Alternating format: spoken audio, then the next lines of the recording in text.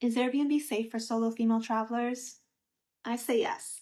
As someone who stayed in dozens of Airbnbs by myself in a handful of countries over the years, and at one time was an Airbnb superhost for multiple properties in Southern California, I've had plenty of great experiences and can definitely recommend it to other solo female travelers. Safety is always my primary concern, so here are 10 tips as well as some practical suggestions to make sure that you have a positive experience that meets or exceeds your expectations. Now, these tips are based on my own experiences and comfort level, and while you may be more brave or more cautious than myself, it's helpful to keep all of them in mind. Tip number 1, look for listings with high reviews, which is 4.5 stars and above. Hosts with highly rated listings are very motivated to keep the positive reviews coming in. You can count on these hosts to be professional, helpful, and will ensure your expectations are met during your stay. Definitely stay away from listings with bad reviews. I'd say anything with lower than 4 stars. And also be sure to avoid listings that don't have any reviews. If a listing doesn't have any reviews, it may not necessarily mean that the host is just new to the platform. It could mean that they've gotten such bad reviews in the past and had to delete their old listings or old profile and start over. Maybe a little cynical to think this way, but when it comes to your safety while traveling, it's better to not take any chances. Tip number 2, choose a listing from a superhost.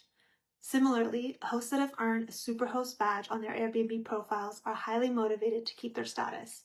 In addition to ensuring a more positive experience overall, another major benefit for the guest is that they will be extremely unlikely for their reservation to be canceled. In order to earn or maintain superhost status, the host must have a cancellation rate of less than 1%. And if a host cancels their guest reservation, they risk losing their status, which could potentially have a negative impact on their future bookings and earnings.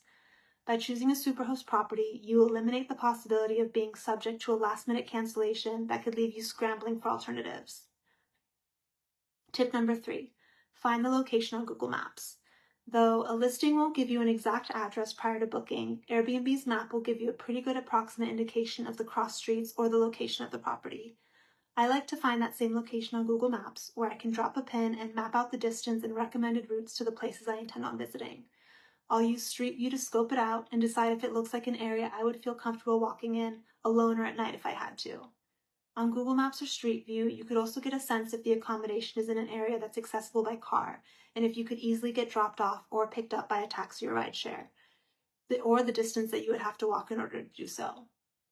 I also do this because even if an accommodation looks close to main attractions or a city center on Airbnb's map, there may be a major highway, a heavily trafficked street, or a walled-off area that you may not feel comfortable crossing on foot.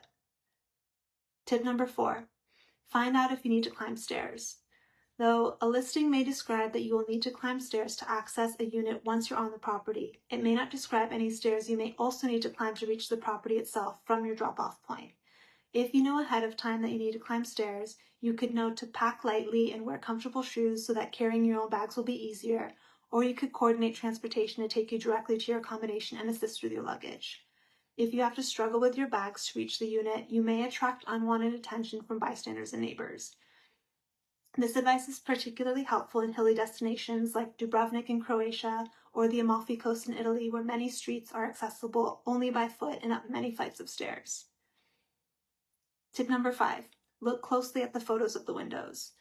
Because every Airbnb unit is different, looking closely at the windows in a listing's photo may provide clues as to how private a unit is and how much natural light it receives. Natural light's very important to me, so I tend to avoid dark and dungeon-like accommodations with few windows, but privacy is also a top priority of mine, so the positioning of any windows is always something that I'll pay close attention to. I'll inspect the photos for any indications that the windows face the public, or even a common area, a staircase, or a neighboring apartment. I avoid places like these because I know if I have to always keep the curtains or the blinds closed for privacy or to feel comfortable, then I wouldn't enjoy it.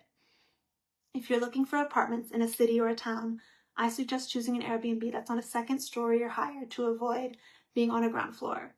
If it's not apparent in the listing's photos or explicitly written in the listing's description, you could always send a message to the host asking if the unit's on the ground floor or not. Tip number 6, filter for an entire place. Depending on your personal comfort level, you may not be opposed to shared accommodation, but in my opinion, the safest option for solo female travelers are completely private with no shared bathroom. When conducting a search on Airbnb, All options will be shown to you before you set your filters, so be sure to have entire place selected so that you don't accidentally book a place that's simply listed as a private room, which may have a shared bathroom. You may also have the option to filter for hotel room, which, as some boutique hotels will sometimes advertise their spaces on the Airbnb platform. As long as they meet the other tips I've mentioned in this video, such as being highly rated or managed by a superhost, staying in a hotel room booked through Airbnb could be a great experience for a solo female traveler. Tip number 7, book early if possible. The earlier you book on Airbnb, the more options you will have to choose from. And the more options you have to choose from, the greater chance you have of finding a nice unit within budget that meet all of your criteria for being comfortable and safe. If you wait too long to book or are in a situation where you have to make a reservation at the last minute, you risk having to pay higher rates for a place that fits your criteria, or risk the options being so limited that you don't find an Airbnb you'd be comfortable staying in at all.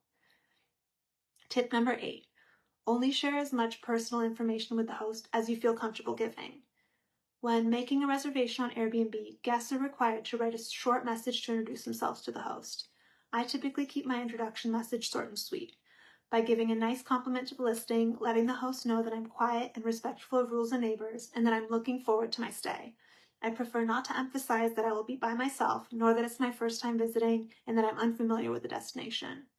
If you really don't want to highlight the fact that you'll be alone, you could casually tell a white lie by making the reservation for 2 people and including a note in your introduction that you may have a family member or a friend joining you. Unless the listing is at a bed and breakfast, most Airbnbs charge the same rate for 1 guest or 2 guests, so it shouldn't be more expensive. Tip number 9, keep all communication and transactions within the platform. Airbnb's on-platform messaging is not just a convenient way to communicate with your host, but it's also the most secure. Though Airbnb provides guests and hosts with each other's mobile number once your booking is accepted, I recommend continuing to conduct any correspondence directly within the platform. That way, if a problem arises and you have to contact Airbnb's customer service, there's a record of all communication between you and your host. And lastly, tip number 10, share a link of the listing with a friend or a family member. Sharing your location with a family member or friend is always a good idea while you're traveling solo, and I would suggest making a habit of sharing your location on Airbnb with someone as well. Depending on the host settings, you may receive the address of the Airbnb unit either as soon as you book or a few days before your reservation begins. Until you have the actual address to share with your family or friends, you could always share a link to the listing, which in my opinion is better than nothing. And as a rule of thumb, I never share photos or links of an Airbnb I'm staying in on a public social media channel until I've moved on to my next destination. You never know who could be watching and making assumptions about your location, or if you're staying in a popular listing that a past guest could recognize and the Airbnb is familiar and they know how to access your unit or the building.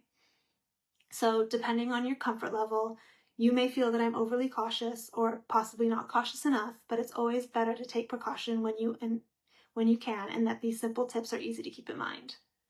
So, are you planning on staying in an Airbnb for the first time as a solo traveler? As someone who's done it many times, I can highly recommend it for many reasons. You'll be able to see the destination from a local's point of view, you'll likely save considerably compared to the cost of a hotel, and you'll benefit from the convenience and independence of having a place to call home while traveling. If you have any questions about my experience or would like to address something that I may have left out of this video, leave me a comment below, and I'll see you next time.